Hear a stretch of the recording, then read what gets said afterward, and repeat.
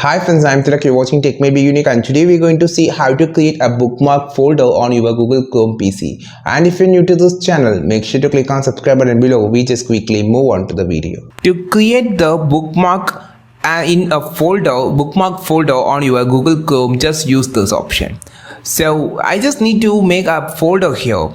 So you just need to just right click on the bookmark tab. You will see an option called add folder or add page. You just need to click on the add folder. So now you can see an option called bookmark or other bookmark. Here you will see an option called new folder. Click on this new folder and just rename it as whatever that you want. For an example, here I'm just going to rename it as tech. Then click as save. Now you can find this is a folder and the folder has been empty. There will be a folder. Inside the folder you can just write it and you can see this is a one folder. And you can just move